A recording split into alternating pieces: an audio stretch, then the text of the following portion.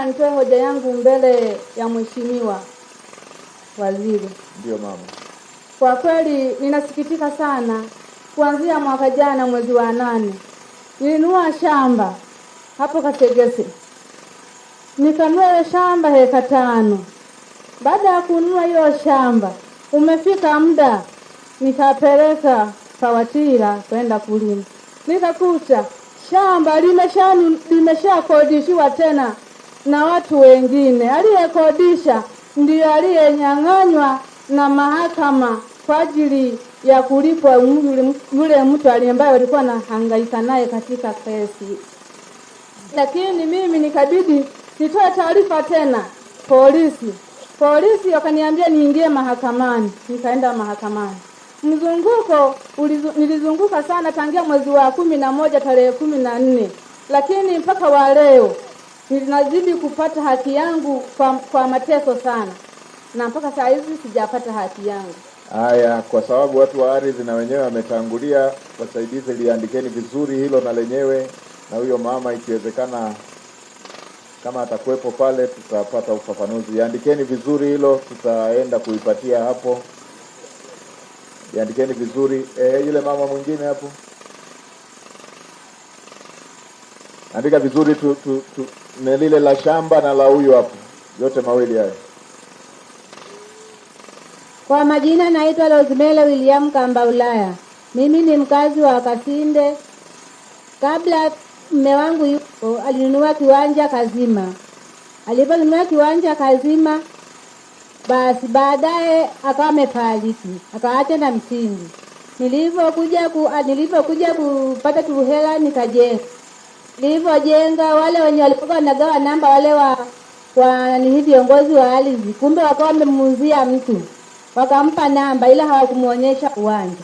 Baadaye mimi nilikuwa nimekaa na ukana wapangaji nao kama wawili. Lakini baadaye nilishtakiwa. Baada ya kushtakiwa kwenda kutoa maelezo, kuja kufika tukio alikonishtakia, hakunishtakia Kazima, kalishtakia Kawajense. Nilipofika Kawajense, tukaanza kuyaongea. Kama nimeshtakia Kawajense, tungeshtakia Kazima. Baadaye nilipoenda kwa viongozi wa Kazima, wakasema aileta maelezo, lakini baada tulimwambia akae siku 30 tuje tumpe majibu yake. Kwa hiyo sasa ndipo tuzalau, basi ngoja aende huko. Nilipoenda huko kwanza kuzungumza na nazungumza sasa mtuhumia mimi, lakini yeye mwenyewe aliyenishtaki haongei, hayupo. Tunaongea tuna viongozi kwa sababu wakawa wameshakula chao. Baadaye wakawa wamempa haki. Walipompa haki, mimi nikimbia moja kwa moja mpaka nyumba na ardhi. Nikapeleka ile karatasi. Baada ya kupeleka ile karatasi, wakaniambia hii karatasi ni batili. Rudisha kwenye sehemu yenyewe kwenye kuna nyumba. Umeshajenga nyumba? Nikasema nimeshajenga. Kwa hiyo mume wangu aliniachia uwanja na akajenga na msingi. Baadaye nikajikongoja na watoto wangu tukajenga. Kwa hiyo kumbe wale wanaoshughulika na mambo ya viwanja kule kwetu walishamuuzia mtu. Niliporudi nikampelekea mwenyekiti wa Kazima wa baraza, akasema nenda kwa mtendaji wa kata atupe ruhusa ya kurudia hii kesi. Nilipeleka, tukarudia ile kesi. Tukipelekea Samasi, wakanasema wala hatuji huko. Kwanza yule mama msimpata namba ya kwa tutafute sisi. Hatumtai kabisa. Anatupeleka mbele za wahusika ambao tunaanza kutufunga. Baadaye sasa tumeenda mpaka mara 3. Nikapeleka mahakamani kwa mwenyekiti wa hii baraza. Sasa huyu mtu mwenyewe tunafanyaje? Wakaniandikia karatasi. Nikarudi kwa atakuja, amepewa hukumu kwa yeye ndiye ameshinda. Nikasema sawa. Kwa mama nenda kapumzike.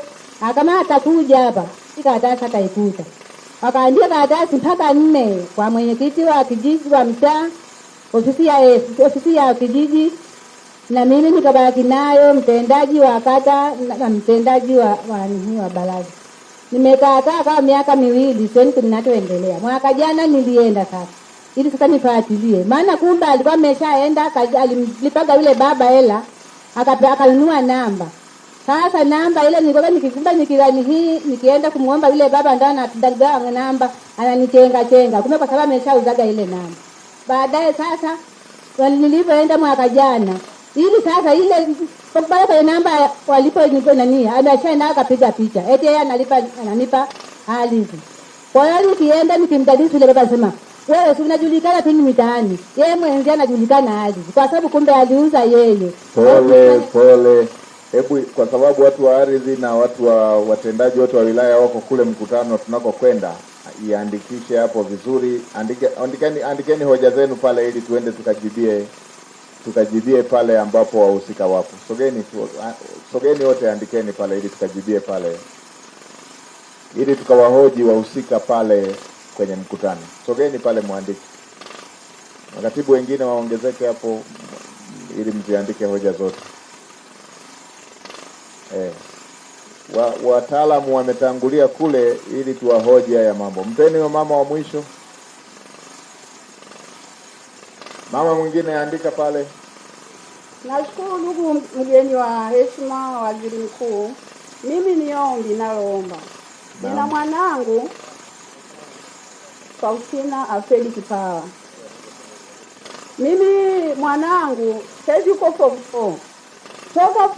Toka darasa la 7 anachaguliwa na miguu, ni mtoto wa kike. Ameenda taifa darasa la 7. Anachaguliwa kwenda taifa, anacheza mpira wa miguu. Darasa la 7 alienda Tabora. Form 1 akaenda Tabora kucheza. Form 2 akaenda akachaguliwa kwenye timu ya mkoa. Form 3 akaenda. Sasa anapokuwa anaenda shuleni kila siku, maendeleo yake yanakuwa mazuri. Anapoenda kwenye michezo, akirudi anakuwa amepoteza ya masomo.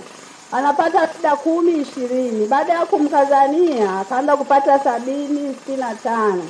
Na jana nimeletewa barua na mkuu wa shule kuwa natakiwa aende kwenye kambi la kuunda timu ya mkoa. Kutokana na mazingira ya taaluma yake inakuwa inashuka, nikasema hapana, ukienda tena huko form 4 utashuka kitaaluma.